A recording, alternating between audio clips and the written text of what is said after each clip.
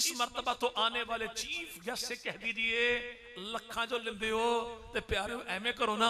इस मर्तबा हमें ये बताएं कि सैयदना अली जुल मुर्जा के करबला में जो बेटे कटे उनका नाम क्या है, हसन मुज्तबा के बेटे कितने, मौला हुसैन के बेटे कितने, इनके नाम क्या हैं, और करबला की धरती पर कटने वाले शोहदा के नाम क्या है बता दे तो इंशाअल्लाह 5,000 रुपए इनाम में दूंगा। ठीक है ना भाई, चले मेरा कल ऑपरेशन है, दुआ कीजिए, अगर मर गया तो 5 मौला साहब देंगे, वरना 5 इंशाअल्लाह मेरे पक्के ठक्के हो गए। लेकिन यह बंदा बताएगा क्यों नहीं, एन मौके पर आप नंबर में लाएंगे शादी कितने पहुंचे, लेकिन जवाब एक ही आएगा मोबाइल से, not responding at the moment, please try later. वजह तो बेचारा कैसे बताए। अगर ये नाम बता दे तो फिर झूठ बोलने के लिए, मुआशरे में लड़ाई करने के लिए, उम्मत को बांटने के लिए, उम्मत में इंतशार फैलाने के लिए इस बेचारे के पास कोई चीज बाकी बचती नहीं। जबकि करबला की धरती पर कटने वाले शोहदा में किताब इनकी बताती है कि 14 सितारे किताब इन्हीं की, 72 सितारे किताब इन्हीं की, शोहदा करबला किताब इन्हीं की, मदीना तो मदीना किताब इन्हीं की, मक्तल लहूफ किताब इन्हीं की, मक्तल हुसैन इब्न अली किताब इन्हीं की, भाई मक्तल अबी मखलफ किताब इन्हीं की, और इनकी अपनी किताबों में रिजाल मामखानी, रिजाल तूसी, रिजाल मामखानी, तनकीहुल मकाल अब्दुल्ला मामखानी सब में मौजूद है कि करबला की धरती पर कटने वाले शहीदों में 5 का नाम उमर था, 3 का नाम अबू बकर, तो 1 का नाम उस्मान था। कि ये खामोश मिजाजी तुम्हें जीने नहीं देगी। इस दौर में जीना है तो कोहराम मचा दो। मामला हालात बिगड़ते कब हैं, जिनको बोलना नहीं चाहिए वो सड़कों पर आके बोलना शुरू कर दें, और जिनको गजना बसना चाहिए वो मिंबर पर भी ना बोले। तो इसलिए जरूरत यह है कि बोलिए और बोलना सीखिए। बोलना सीखेंगे तो काफिर की बोलती बंद करेंगे ना भाई। तो जनाब इब्राहिम को जानते तो है ना भाई आप जी, कौन, वही बाबा जिसने बुढ़ापे में रब से बेटा मांगा था, और इतने बुढ़ापे में मांगा कि जब देने वाला पैगाम लेकर आया तो उसकी घरवाली ने कहा कि मैं बुढ़ी थे मेरा घर आड़ा, मैं तू ना बुढ़ा, इस उम्र में बेटा कहा। उसने कहा नहीं, जब वो देने वाला देने पर आ जाए तो ना मुमकिन को मुमकिन बनाना उसके यहां मसला ही कोई नहीं। तो जब वो देने वाला आया तो आया कहां, जनाब इब्राहिम के दरवाजे पर, सीधा अंदर ये दरवाजा बजाया था। क्यों, ताकि ये भी पता लग जाए कि इब्राहिम के घर जैसा मुकद्दस घर कोई नहीं, तो आने वाले से ज्यादा पाकीज़ा मखलूक कोई नहीं। लेकिन वो भी जो आए भाई, अरे पीरा को केड़ा पर्दा है, ठीक है भाई, सैयदों से कौन सा पर्दा है भाई। पीर अगर फारिग है तो पर्दा भी फारिग है, पीर अगर मर्द है तो पर्दा वाजिब है ना भाई।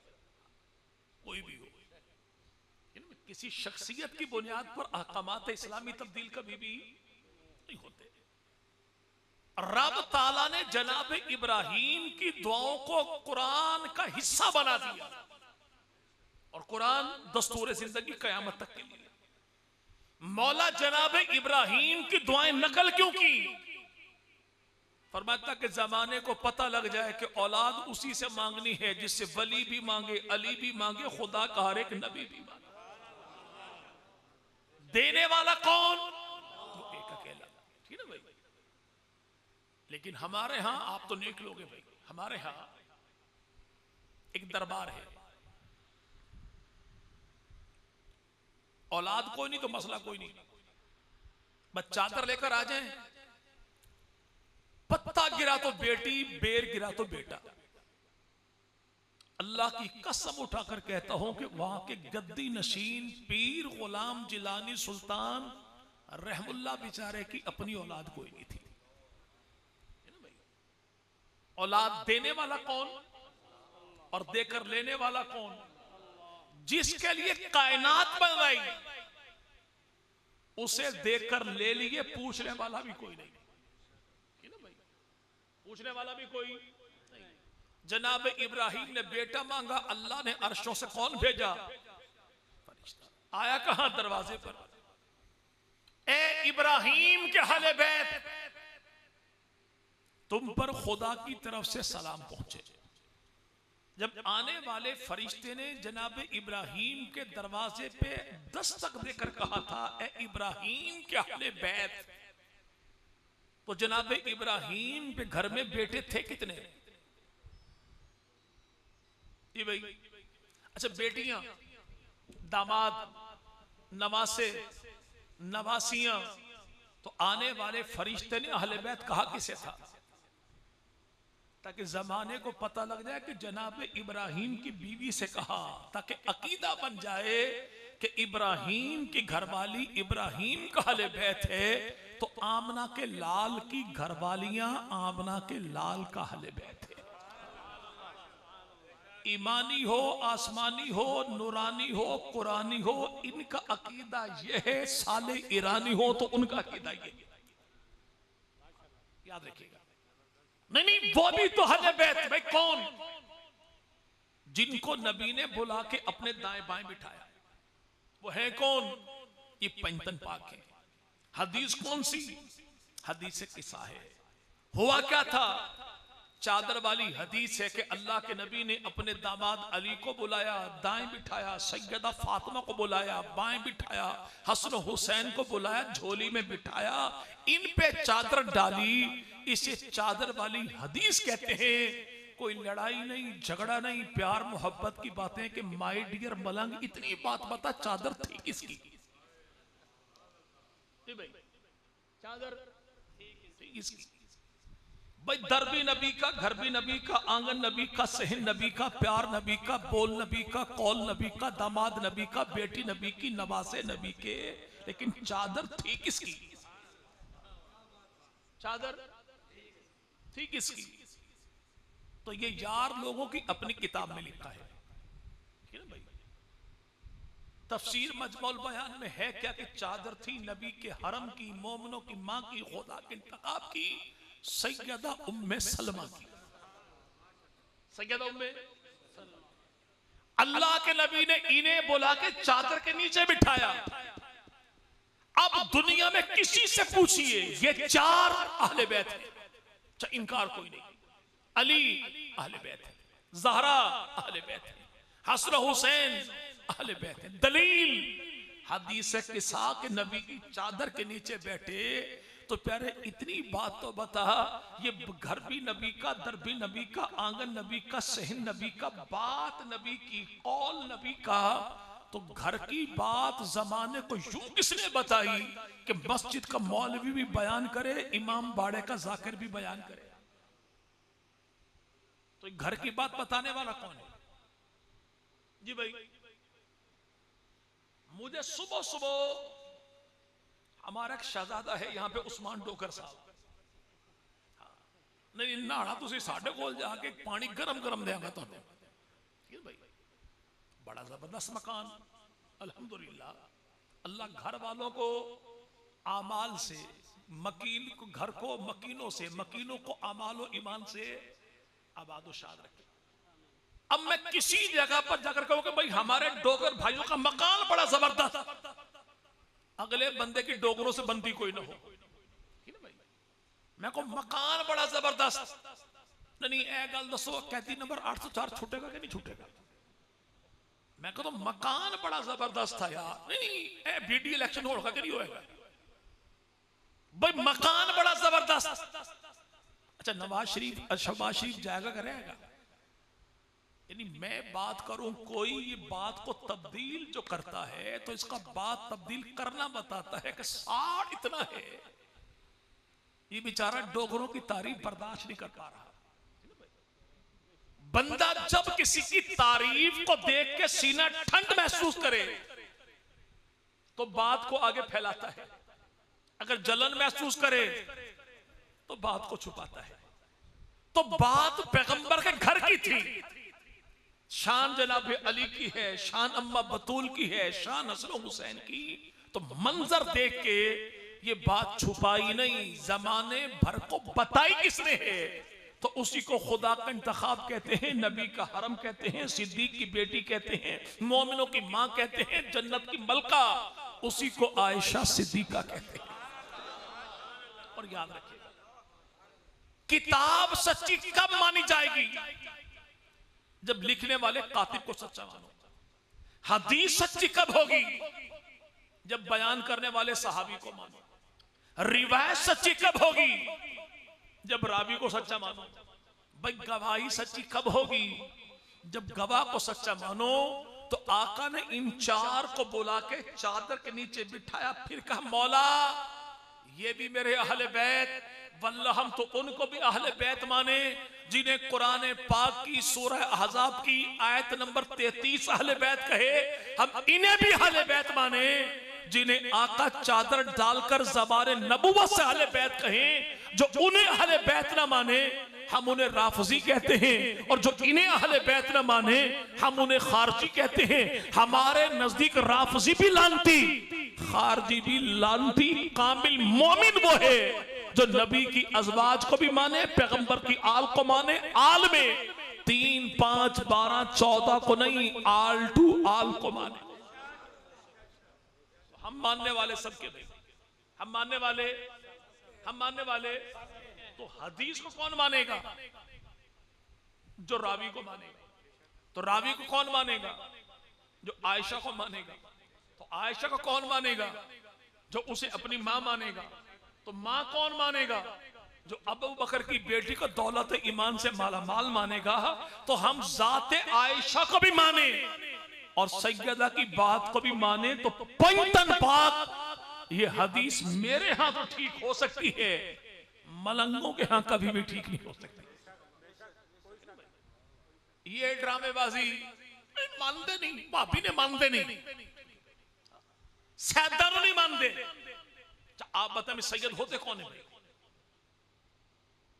जब ऐसे सैयदों को मानते तो ना भाई आप। अच्छा एक बात ज़हन में रखिएगा भाई, मुझसे आज भी किसी ने पूछा तबीयत कैसी है, कहा बिल्कुल ठीक। यार गुर्दे भी खराब, नजर भी खराब, बीपी भी, कोलेस्ट्रॉल भी, फिर भी खुश खुश। मैंने कहा भाई इसलिए घर से बाहर जो हो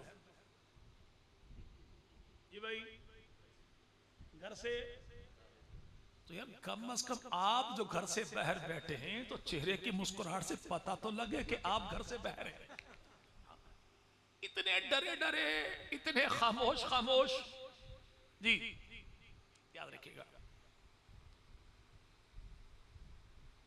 एक बात शुरू में, अगर किसी भाई के जहन में कोई बात हो, दाएं बाएं से, सोशल मीडिया से, यूट्यूब से, फेसबुक से, व्हाट्सएप ग्रुप से, और सजियों कबियों गवानियों को गल बात भी करने नहीं, मैं पूछता सही, टाइम ही नहीं मिलता। तो एक बात बिल्कुल क्लियर है, जहां पर को दिलो दिमाग में सवाल आए बस उंगली आपने उठानी है, खामोशी मैंने इख्तियार करनी है। सवाल आपने करना है, जवाब मैंने देना है, और आपका लहजा भले तल्ख क्यों ना हो, हमारी तरफ से जवाब होगा तो इंशाअल्लाह अल्लाह की तौफीक से दलील से होगा, और दलील होगी तो पूरी ताजीम से होगी। दलील पूरी, इसलिए जब चाहे रोक के अपना सवाल कर सकते हैं। अच्छा सैयदों को मानते थे ना भैया, तो सैयद कहते किसे हैं? जी भाई नबी की आल में, सो ठीक है। अल्लाह के नबी मदनी करीम इरशाद फरमाते हैं कि मेरे चचा अब्बास की औलाद वो भी नबी की आल, जाफर तैयार की औलाद वो भी नबी की आल, जनाब अकील की औलाद वो भी नबी की आल, हजरत अली की औलाद तो वो भी नबी की आल, लेकिन सारे सैयद नहीं है ये। तो सैयद कहते किसे हैं? जी भाई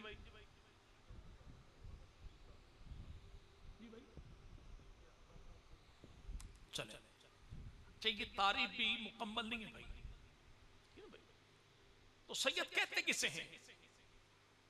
हजरत अली जुल मुर्जा की 9 बीवियां, 17 बेटे, 18 बेटियां, 27 आपके दामाद, और जनाबे अली के 17 बेटों में 5 बेटों की औलाद आगे चली, 12 बेटों की औलाद चली ही ये भाई। अच्छा, जनाबे अली के 12 बेटों की औलाद नहीं चली, लेकिन हुजरा शाह मुकीम की मलंगनी गाड़ी के पीछे लिखवाती है जो मुकद्दर में नहीं वो हुसैन से मांगी। जबकि जनाबे अली नहजुल बलागा खुतबा नंबर 1 में इरशाद फरमाए कि जब मांगना है, जो मांगना है उससे मांगना, चूंकि दाता भी वही है, देता भी वही है। हजरत अली के बेटे 17 हैं, कितने, और औलाद चली 12 से औलाद जी भाई। तो मौला के बेटों को पता नहीं लगा कि बेटे किससे मांगने, मलंगनी को पता लग गया कि चादर उठा के मौला के पैरों में डालनी है तो मौला बेटा देगा। सैयदना अली के 17 बेटों में 9 बेटे करबला में शहीद हुए। कितने कितने? चले, महीना आने वाला है, दाएं बाएं की बातें सुनेंगे, उनसे कहिएगा ये कोई लड़ाई नहीं, झगड़ा नहीं, प्यार मोहब्बत की बातें। 1400 साल हो गए आप हमें मसाइब सुनाते हैं। इस मर्तबा तो आने वाले चीफ गेस्ट से कह दीजिए लखा जो लिंदे हो ते प्यारे एमए करो ना। इस मर्तबा हमें ये बताएं कि सैयदना अली जुल मुर्जा के करबला में जो बेटे कटे उनका नाम क्या है, हसन मुज्तबा के बेटे कितने, मौला हुसैन के बेटे कितने, इनके नाम क्या है, और करबला की धरती पर कटने वाले शोहदा के नाम क्या है, बता दे तो इंशाअल्लाह 5000 रुपए इनाम में दूंगा। चले, मेरा कल ऑपरेशन है, दुआ कीजिए, अगर मर गया तो 5 मौला साहब देंगे, वरना 5 इंशाअल्लाह मेरे पक्के ठक्के हो गए। लेकिन यह बंदा बताएगा क्यों नहीं? ऐन मौके पर आप नंबर में लाएंगे शादी कितने पहुंचे, लेकिन जवाब एक ही आएगा मोबाइल से, not responding at the moment, please try later. वजह तो बेचारा कैसे बताए? अगर ये नाम बता दे तो फिर झूठ बोलने के लिए, मुआशरे में लड़ाई करने के लिए, उम्मत को बांटने के लिए, उम्मत में इंतशार फैलाने के लिए इस बेचारे के पास कोई चीज बाकी बचती नहीं। जबकि करबला की धरती पर कटने वाले शोहदा में किताब इनकी बताती है कि 14 सितारे किताब इन्हीं की, 72 सितारे किताब इन्हीं की, शोहदा करबला किताब इन्हीं की, मदीना तो मदीना किताब इन्हीं की, मक्तल लहूफ किताब इन्हीं की, मक्तल हुसैन इब्न अली किताब इन्हीं की, भाई मक्तल अबी मखलफ किताब इन्हीं की, और इनकी अपनी किताबों में रिजाल मामकानी, रिजाल तूसी, रिजाल मामकानी, तनकीहुल मकाल अब्दुल्ला मामकानी सब में मौजूद है कि करबला की धरती पर कटने वाले शहीदों में 5 का नाम उमर था, 3 का नाम अबू बकर, तो 1 का नाम उस्मान था। 1 का नाम, अभी ऐसा हुआ, एक भट्टी साहब है, इरशाद भट्टी साहब, उन्होंने कराची के नकवी साहब से पूछा कि जनाब अली के बेटों का नाम अबू बकर, उमर, उस्मान था? नकवी साहब ने फरमाया था तो सही, लेकिन ये नाम जनाब अली ने नबी के यारों के नामों पर नहीं रखे थे, अरब के सरदारों के नामों पर रखे थे।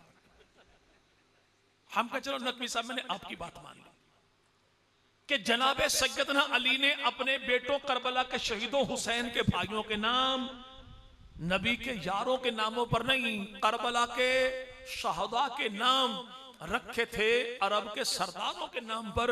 तो 1400 साल हो गए, तो आप अपनी कौम में करबला के शहीदों के नाम पर किसी एक का नाम अबू बकर दिखा दीजिए, किसी एक का नाम उमर दिखा दीजिए, किसी एक का नाम उस्मान दिखा दीजिए। मुझसे एक साहब ने पूछा, ये जो करबला में कटे थे, सीन थे शीन थे? सीन शीन जान तो देना भाई, सीन थे या? मैंने उठाई किताब उन्हीं की, मैंने कहा यार शोहदा के नाम बड़े, इसमें अबू बकर भी है, उमर भी है, उस्मान भी है, तो ऐसे नाम सीन के होते हैं या शीन के? खाली सीन के। तो मैंने कहा ऐसे नाम रखने वाला सीन होता शीन? कहता जी सीन। तो मैंने कहा फिर मान जाओ जो कटे हैं वो भी हमारे थे और जिन्होंने नाम रखे थे वो भी हमारे थे। एक साहब ने कहा नहीं, हजरत हुसैन इब्न अली को शहीद करने वाले दाढ़ियों वाले थे, एतराज करने वाले ने एतराज किया क्या? हजरत हुसैन इब्ने अली के कातिल कौन थे? एतराज था क्या? चूंकि अहलो सुन्नत दाढ़ी वाले हैं तो कातिल कौन थे? दाढ़ी वाले। तो मैंने कहा इसमें कोई शक शुबा नहीं कि जनाबे हुसैन इब्ने अली के बकौल आपके कातिल दाढ़ी वाले थे, लेकिन नबी के नवासे को कत्ल करने वालों पर अल्लाह ने ऐसी लानत की कि फिर उनकी पूरी कौम से अल्लाह ने दाढ़ी छीन ली। कत्ल करे नबी के नवासे को और चेहरे पर सजाए पैगंबर की सुन्नत, तो अल्लाह ने नबी की सुन्नत उनसे अब करो एतराज, हमें को मामला नहीं रहा। ये मामला सैयद कहते किसे हैं? तो मैंने कहा सैयदना अली और मुर्सा की औलाद कितनी? 17 बेटे 18, लेकिन सारे के सारे सैयद नहीं। हम सैयद मानते किसे हैं? जनाबे अली के सिर्फ वो 2 बेटे जिनकी अम्मा को बतूल कहते हैं, जिनके नाना को रसूल कहते हैं। कौन? जनाबे हसनैन करीमैन। कौन भाई? हसनैन। रहा ये मामला कि बंदा सैयद हो लेकिन आमाल ठीक न हो तो ऐसे सैयद की इज्जत की जाएगी? जी भाई, ये जवाब आपका है।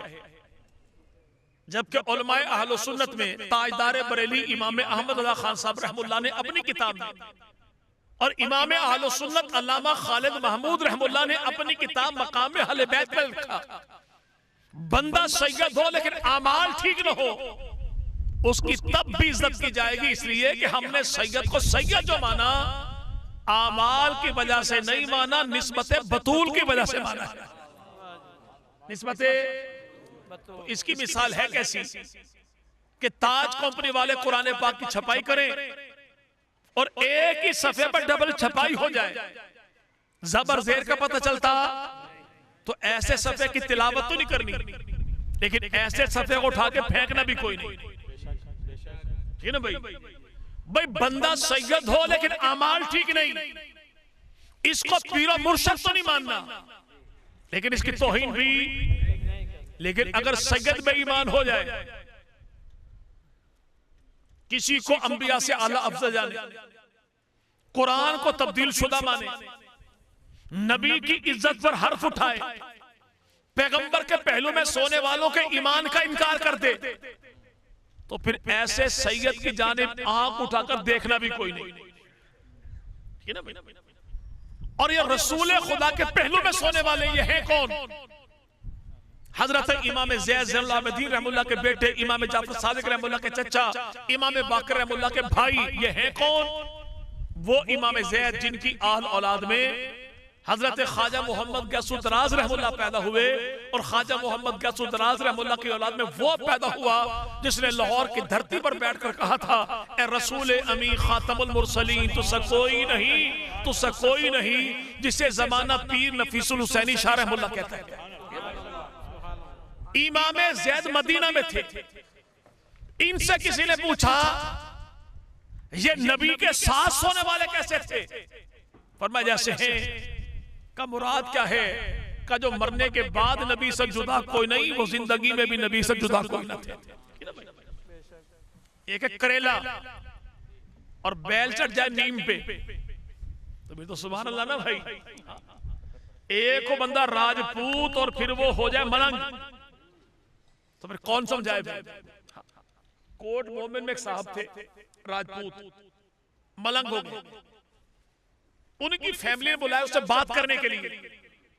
मैंने कहा बंदा खुदा अगर अबू बकर उमर ऐसे होते जैसा तू बताता है तो पाक पैगंबर के पहलू में न सोते। कहने लगा नहीं जबरदस्ती सो गए। क्या है? मैं कहा जो आज जबरदस्ती राजुल जन्नत में चले गए तू कुछ भी नहीं कर सका, ये कल जन्नत में भी जबरदस्ती चले जाएगा तो ठोठ भी नहीं पाट सकना। भाई अगर ये मरने के बाद जबरदस्ती कर गए और जिंदा मौला पर कर गए। हाँ कि अली मौजूद भी थे और जबरदस्ती भी कर गए, तो फिर मौला तो उसे मानिए जो मरने के बाद भी जिंदा मौला पर गालिब आ गए। पंखे बंद कर देंगे भाई।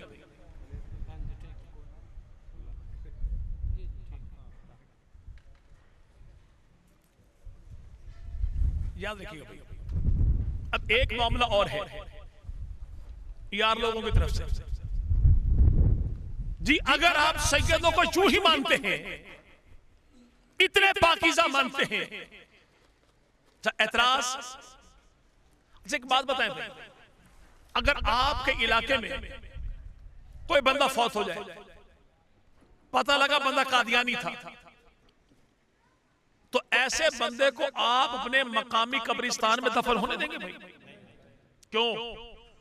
कब्रिस्तान को आपके अब्बा जी का भाई जी काफिर है, तो भाई काफिर है तब भी पाकिस्तानी है, मुसलमान है तब भी।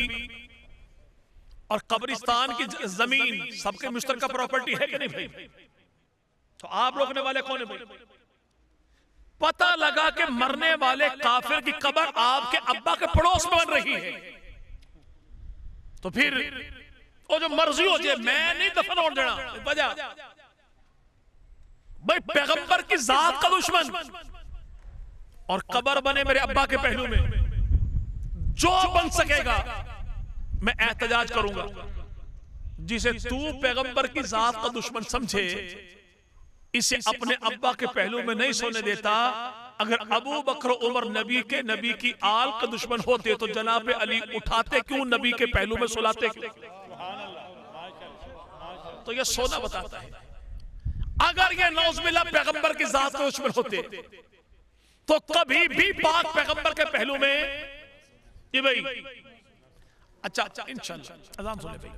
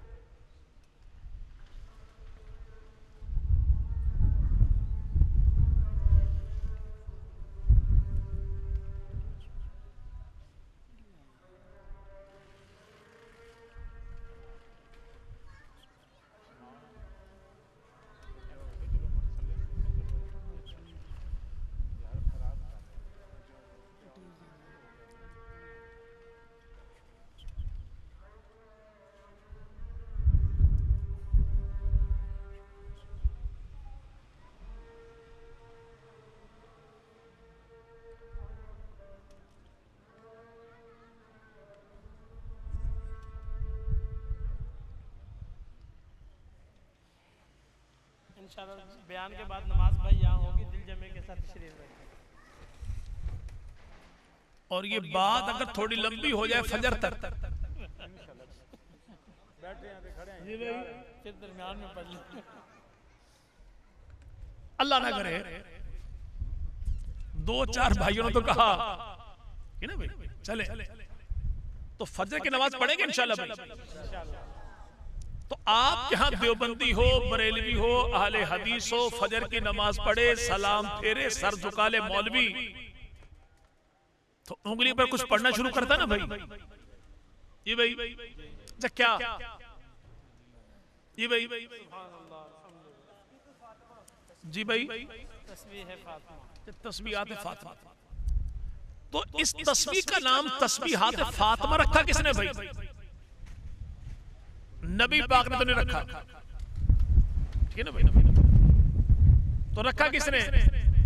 मुहद्दिसीन ने रखा।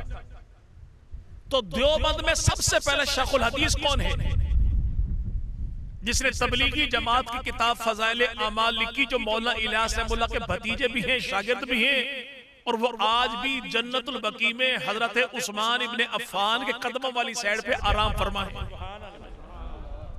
अच्छा कोई दोस्त बता कि भाई कि मौलाना इलियास रहमतुल्लाह थे कौन? भाई कौम के लिहाज से कौन थे? मौलाना इलियास रहमुल्लाह जी चले 12 गल्ला।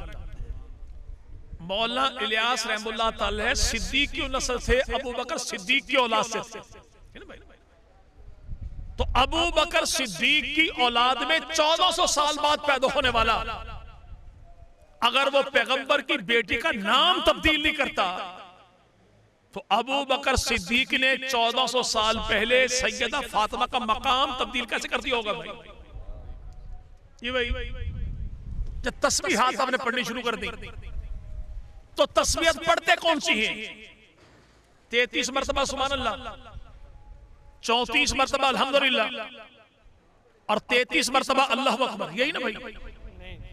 जी नहीं जी नहीं 24 मरतबा अल्लाह। देखिए मेरी बात की नफी वो मुगल मौलवी भी कर रहा है जिसकी शादी की जिम्मेदारी मैंने कल उठाई है।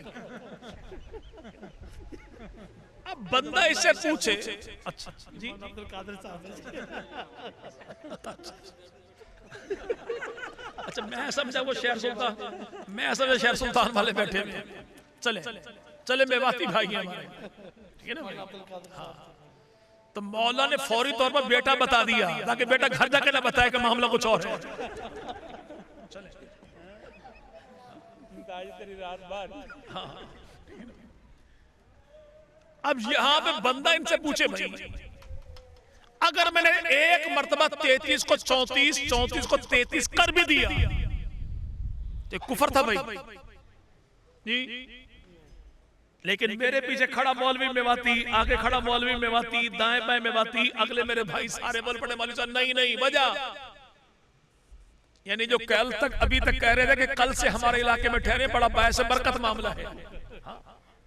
तो एक साहब ने मुझे कहा कि मौलवी साहब आप 2 मिनट के लिए हमारे घर तशरीफ लेते हैं। क्यों भाई? कहता बरकत के लिए। तो मैंने कहा बात बताऊं? कहता क्या? मैंने कहा मेरी दोनों बीवियों ने मुझे घर से निकाला हुआ। कहता क्यों? मैंने कहा बरकत के लिए भाई, है ना? लेकिन वो मौलवी साहब बोल पड़े क्या भाई? नहीं नहीं 33 भी 34। बंदा पूछे भाई 33 34 में कुफर था कौन सा?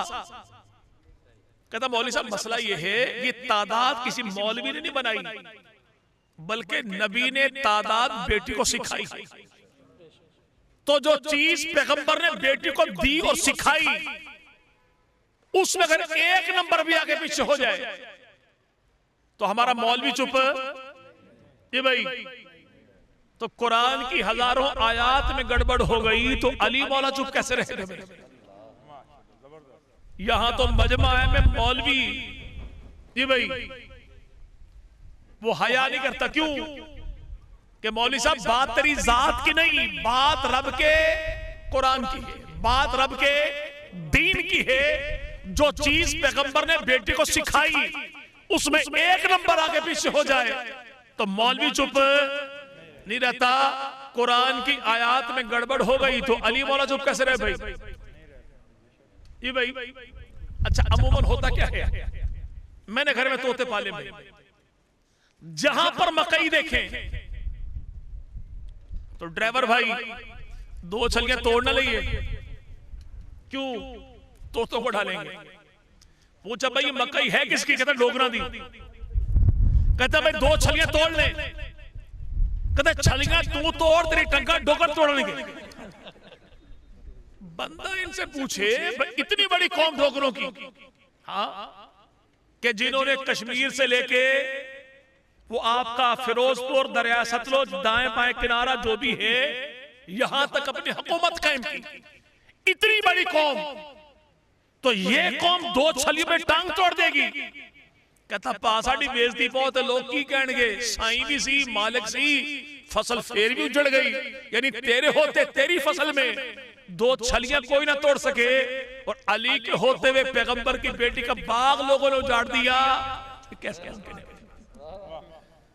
यानी फिर तो यह माना जाए कि डोगर अपनी फसल ना उजड़ने दे और अली खामोशी इख्तियार कर ले तो इतना कमजोर मौला तेरा हो सकता है, हमारा नहीं। क्योंकि मैं जनाब अली को दबने वाला नहीं, दबाने वाला समझता हूँ, भागने वाला नहीं, भगाने वाला समझता हूँ, छुपने वाला नहीं, छाने वाला समझता हूँ। क्योंकि मैं जनाब अली को कमजोर नहीं, शाहजोर समझता हूँ, इसलिए कि मैं जनाब अली को तकिए वाला नहीं, तकवे वाला समझता हूँ। कैसे मुमकिन है भाई ये मामला? चले बात लंबी ना हो जाए और स्पीकर भी चल पड़ा, ठीक है ना भाई? अच्छा अच्छा, अल्हम्दुलिल्लाह। ये स्पीकर वाला मामला ये है, हो गया ठीक है कि आप कहीं सफर में हो ना भाई और नमाज पढ़नी हो तो पता लगेगा कैसे कि मस्जिद है किसकी। अगर तो ऊपर काला झंडा तो पता लग जाएगा उनकी है, सबज झंडा पता लग जाएगा बरेली भाइयों की। अगर मस्जिद का मीनार है पता लग जाएगा अहले हदीस भाइयों की है। तो देवबंदियों को पता कैसे लगेगा भाई? अगर स्पीकर खराब हो तो कसम उठा लिए देवबंदियों की होगी। ये इंतखाबी निशान तो अल्लाह ने कोलाट कर दी है।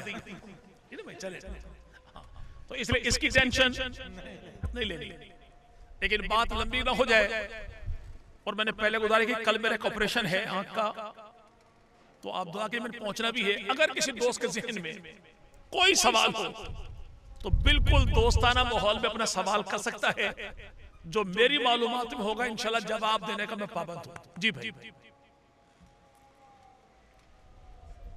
जी। अच्छा, गुफ्तगू के बाद सवाल न होना 2 वजह होता भाई। गाल समझ आ गई तो पल्ले कख भी नहीं पिया, तो आपकी कौन सी बात है भाई?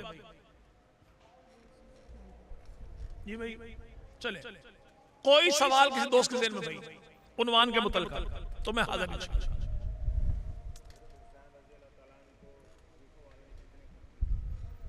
ठीक हो गया। हजरत हुसैन इब्ने अली को कूफा वालों ने खत, तो ये 6, 12, 18 रिवायात में मुख्तलिफ मामला थे। बाद का 40,000 लिखे, ठीक है ना भाई? लेकिन एक बात ज़हन में रखिएगा, हजरत हुसैन इब्ने अली ने करबला कूफा पहुंच के क्या जुमला कहा? ए कूफा के अयारो, मक्कारो, गद्दारो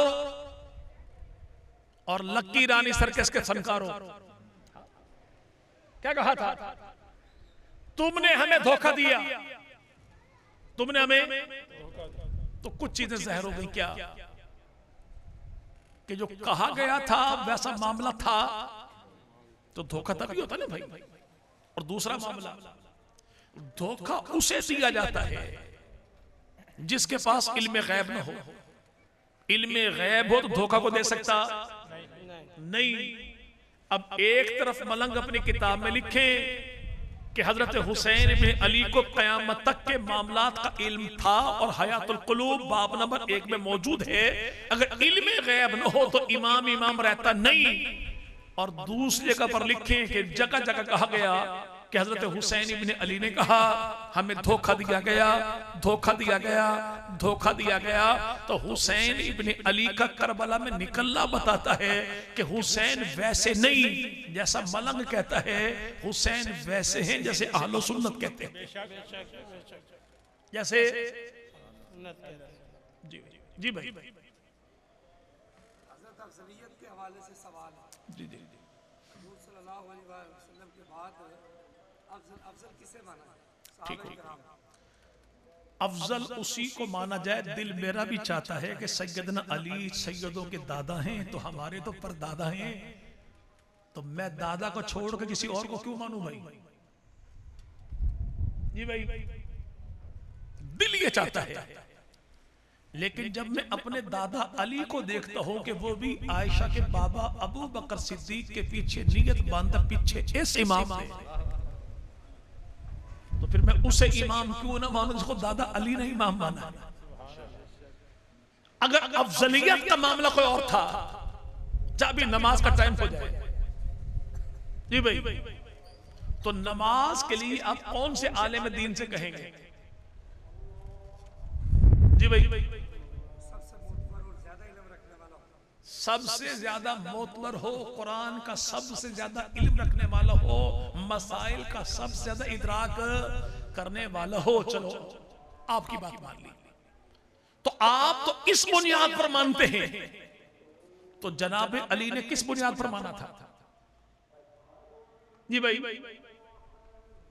और याद रखिएगा, ये जिसके पीछे जनाब अली खड़े हुए, ये खुद नहीं खड़ा हुआ, इसे हाथ पकड़ के उसी ने खड़ा किया था जिसने हाथ में हाथ लेकर कहा था मन कुन तो मौला। वो गदीर के मौके पर हाथ खड़ा कर दे, हम उसे भी सलाम करें। वो बैत रिजवान के मौके पर गए, हाथ मेरा नुमाइंदा उस्मान का, हम उसे भी सलाम करें। और जो यहाँ मस्जिद नबी के मुसल्ले पे हाथ पकड़ के मुसल्ले पर खड़ा कर दे, हम उसे भी। ये भाई अब मामला हुआ क्या? मस्जिद उस्मान गनी वालों ने इमाम रख लिया। अगले दिन पता लगा कि उकाड़े का कैंट चौक बुला के किसी ने पूछो पाया मसला की, रोड सारा साइया ने हड़ताल की थी। किसने? ये भाई ईसाइयों ने हड़ताल की। होया कि ये कहता ईसाई कहते हैं हम मस्जिद उस्मान गनी के नए इमाम को नहीं मानते। तो सारे कहेंगे चुड़ियो तुहाडा मस्जिद का ताल्लुक है केड़ा? इमाम बनाया मस्जिद वालों ने, एतराज करो तुम। तो मस्जिद नबी का मदीना की धरती पे जिसने इमाम बनाया उसे ताजदार मदीना आमना का लाल कहते हैं। जिसकी मस्जिद है उसने इमाम बनाया भी, जिसका रोजा है उसने साथ सुलाया भी। एतराज करें चूड़े तो एतराज सुनता कौन है भाई? चले बे रब ताला आप तमाम अहबाब की आमद को अपनी बारगाह में कबूल फरमाए और रब ताला तमाम अहबाब के मकासद जलाला की आफियत तकमील फरमाए।